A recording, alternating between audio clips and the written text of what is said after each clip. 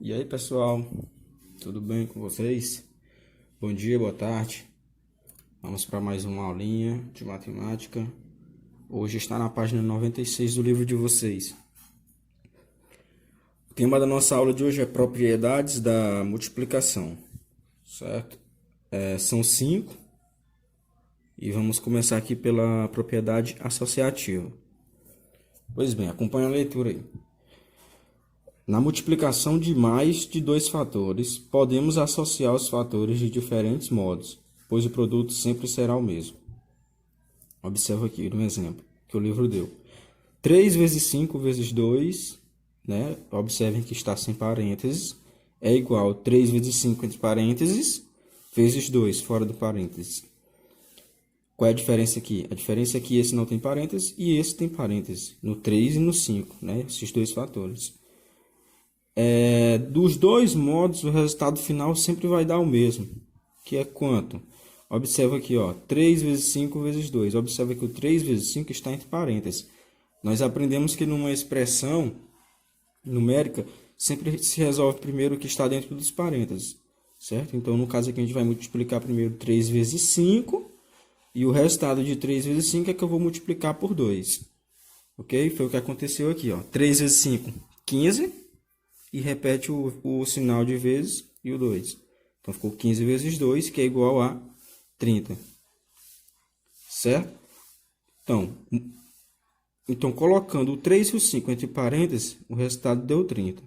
E colocando o 5 e o 2 entre parênteses, mudou, tá? Observe, percebe a diferença. Aqui está o 3 vezes 5 entre parênteses, aqui está o 5 vezes 2. E o resultado será o mesmo. Certo? Nesse caso aqui, a gente vai multiplicar o 5 vezes 2 primeiro, porque está dentro do parênteses. Vai ficar 3, repete o 3 que está fora do parênteses, vezes, aí multiplica 5 vezes 2, que é igual a 10, e 3 vezes 10 é igual a 30. Então, a propriedade associativa vem nos falar disso, que independente da quantidade de fatores, e independente da forma que eu colocar o parênteses, se é em 2, 3, 4 fatores, não vai alterar o produto, não vai alterar a resposta final, certo?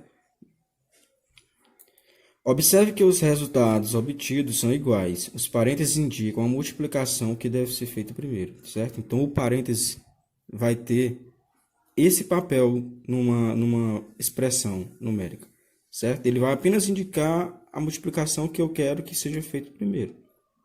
Porém, o resultado será sempre o mesmo. Ok? Observem esse exemplo da propriedade associativa. Essa expressão numérica tem 4 fatores, né? 1, 2, 3, 4, e está sem parênteses. Para eu aplicar a propriedade associativa nessa expressão, eu tenho que colocar o parênteses em algum número, em alguns fatores, certo? Posso colocar em 2, posso colocar em 3, posso colocar esses dois primeiros, eu posso colocar esses dois últimos, posso colocar os dois do meio, posso colocar do 4 até o 3, ou do 2 até o 1, tanto faz, tá? Independente da forma que eu colocar o parênteses, a resposta final sempre será a mesma, não vai interferir em nada. Então, bora lá. Se eu coloco o parênteses aqui, vai ficar 4 vezes 2, entre parênteses, vezes 3 vezes 1. Primeiro eu resolvo quem está dentro do parênteses, né? 4 vezes 2 é igual a 8. Então, o que está fora eu vou apenas repetir. Vezes 3 vezes 1. E aí, ficou 8 vezes 3 vezes 1, eu respondo na ordem que aparecer, né? Então, 8 vezes 3, 24. Repete 1. 24 vezes 1, 24. Né? E se eu colocar 4 vezes 2 vezes 3 vezes 1? Vou apenas repetir o lado de cima. Se eu colocar esse parêntese aqui no 3 vezes 1, também vai dar 24. Quer ver? Primeiro eu respondo quem está dentro do parênteses. 3 vezes 1, 3. Repete aqui, ó, 4 vezes 2 vezes 3. Né? Agora responde o que vier primeiro. Não tem parênteses, então responde o que vier primeiro. 4 vezes 2, 8. Repete o sinal e o vezes, de vezes e o 3. E 8 vezes 3 também é 24. Certo? Então, eu coloquei os parênteses nos dois primeiros fatores aqui, coloquei nos dois últimos aqui, e os resultados deram iguais. Vamos para a segunda propriedade. Essa talvez seja a que mais vocês conheçam, né? Propriedade comutativa, que diz que a ordem dos fatores não altera o produto. Observe, se eu multiplico 7 vezes 5, que dá 35, ou 5 vezes 7 também vai dar 35, né? Observe que eu troquei a ordem dos fatores e o resultado não se alterou, né? Permaneceu o mesmo. 4 vezes 5 é 20. 5 vezes 4 também é 20. Tá? Isso serve não só para dois fatores, tanto faz ter 2, 3, 4, infinitos fatores, certo? A ordem dos fatores nunca vai alterar a resposta, o produto, no caso da multiplicação. Ok? Vamos lá. Ó, eu inverti aqui a ordem dos fatores, né?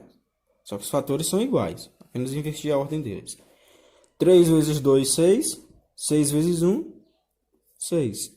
2 vezes 1, 2. 2 vezes 3, 6. Certo? Então, eu inverti a ordem dos fatores e não aconteceu nada no resultado. Permaneceu mesmo. Certo? Então, a propriedade comutativa vem falar disso. A ordem dos fatores não altera o produto. Terceira propriedade, fechamento, diz o seguinte: o produto da multiplicação de dois números naturais é sempre um número natural. Professor, o que é número natural? São todos os números de 0 até o infinito, certo? Começando por 0, 1, 2, 3, 4, 5, 6, 7, 8, 9 e reticência, certo? Então, esses são os números naturais. E qualquer multiplicação entre dois números naturais sempre vai resultar num número natural. Por exemplo, 2 vezes 7 é igual a 14. O 2 e o 7 são números naturais e o 14 também é um número natural. Então, a multiplicação entre dois números naturais quaisquer sempre será um número natural. Quarta propriedade, distributiva, certo? Talvez essa seja a mais complicadinha para vocês. Acompanhe a leitura. Para multiplicar um número por uma adição ou subtração, multiplicamos esse número pelos termos da adição ou subtração separadamente e somamos ou subtraímos os resultados obtidos. Ah, professor, não entendi, foi nada. Calma aí que eu vou já explicar. Ó, tá aqui o exemplo. 3 vezes, entre parênteses, 10 mais 5. Observa que o 3, existe uma multiplicação fora do parênteses e existe uma adição dentro do parênteses, né? O 3 está multiplicando o 10 mais o 5.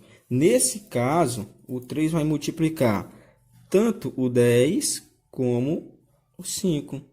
E o resultado dessas duas multiplicações eu vou somar, né? Observa aqui, ó. 3 vezes 10, está aqui. 3 vezes 10. Repete o sinalzinho que está aqui no meio, no caso é um mais. Se fosse um menos, colocaria um menos. Repete o sinal aqui, ó, e multiplica 3 vezes 5. Então, 3 vezes 10 mais 3 vezes 5, que é igual. Quanto é 3 vezes 10? 30. Mais, repete o sinal de mais. Quanto é 3 vezes 5? 15. E aí ficou, ó, o resultado das duas multiplicações eu vou somar, porque lá se tratava de uma adição. Então, 30 mais 15, 45. Vamos para esse exemplo. 2 vezes 4 mais 5, tá? Aqui é um sinalzinho de mais, depois ficou borrado. Então, o 2 está multiplicando o 4 mais o 5, que está entre parênteses. Nesse caso, o que eu tenho que fazer para resolver? Multiplica o 2 vezes o 4, né, que é a primeira parcela, e também multiplica o 2 vezes o 5, que é a segunda parcela. Aí, o resultado dessa multiplicação com essa multiplicação eu vou somar. Então, vai ficar 2 vezes 4, coloca aqui, ó, 2 vezes 4. Repete o sinalzinho que está aqui no meio, que é uma adição, com mais. 2 vezes 5.